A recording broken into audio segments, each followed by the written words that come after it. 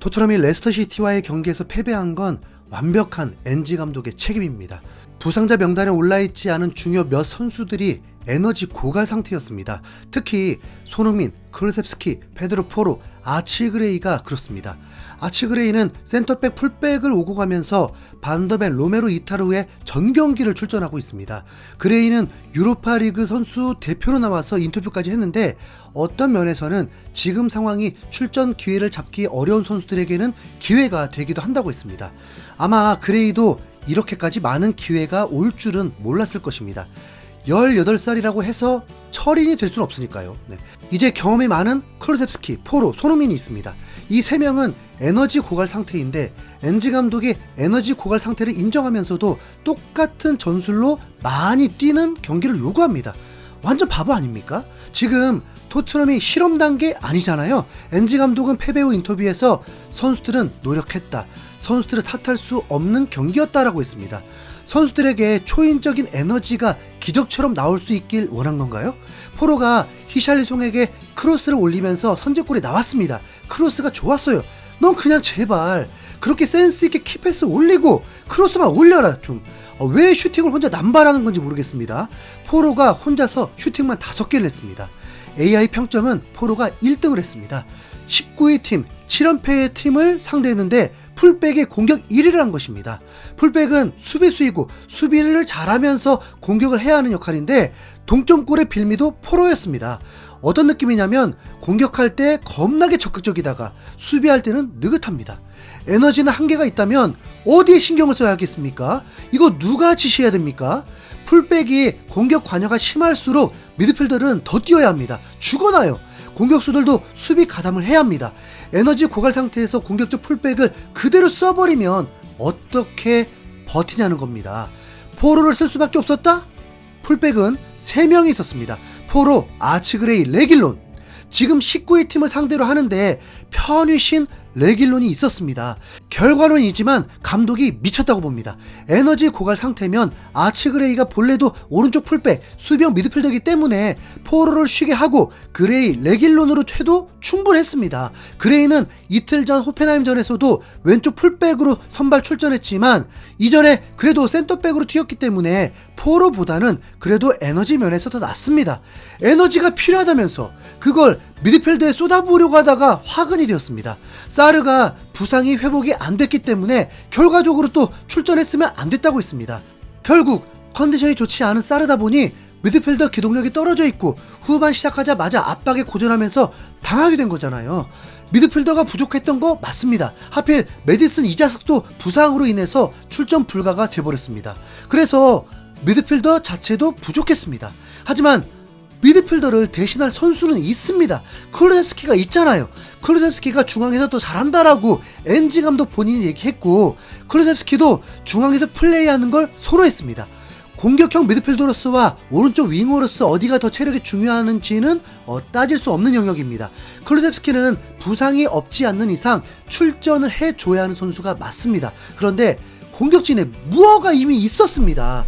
손흥민도 희생해서 꼭 출전을 해줘야 하는 선수라면 무어와 손흥민을 윙어로 출전시키고 클루셉스키를 중앙으로 배치하면 사르는 만약을 대비하는 벤치에서 대기시키면 됐습니다. 이게 어려운 조치입니까? 엔지 감독은 전반에 레스터를 박살내자는 계산이었다면 그것도 착각이죠. 이미 토트넘은 착각 속에 전반전을 치렀습니다. 여우들이 그냥 작전대로 이행해서 전반전을 버티는 것으로 간 겁니다.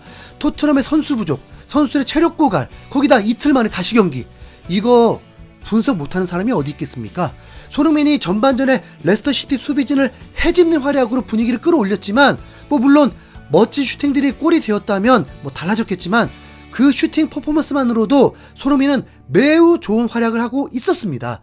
횡으로 드리블을 치며 슈팅한 것도 일품이었고 박스 안 왼쪽에서 예상하지 못한 왼발 슈팅으로 골대를 맞춘 것도 매우 센스 있는 슈팅이었습니다. 이걸 왜 못 넣냐라고 할 바보는 없을 것입니다.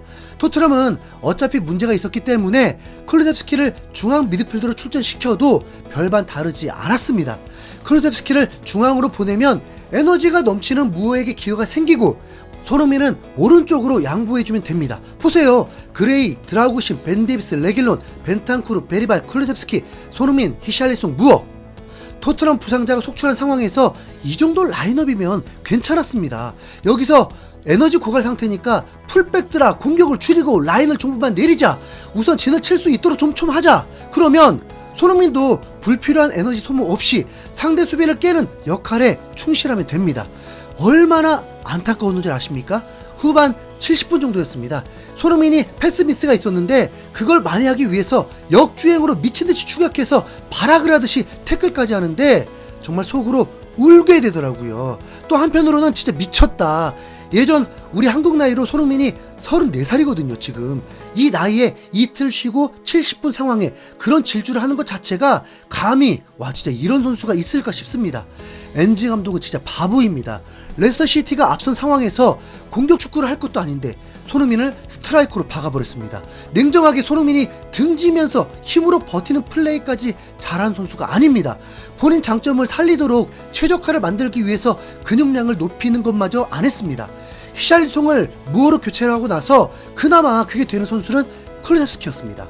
동점이라도 만들려고 크로스를 주구장창 올린다면 186cm 공격수가 박스 안에 있는 게 낫지 않겠습니까? 아니 어떻게 이렇게까지 감독과 팬의 시각이 다를 수 있죠? 그래놓고 1대2로 패배했는데 지금 옳은 길을 가고 있다고 확신한다라고 합니다. 와, 부상자들이 돌아오면 뭐 할 건데요? 지금 이미 퍼지기 직전인 선수들이 부상으로 나가 떨어지면 부상 터치만 한 채 토트넘 강등으로 가는 길이 되는 겁니다.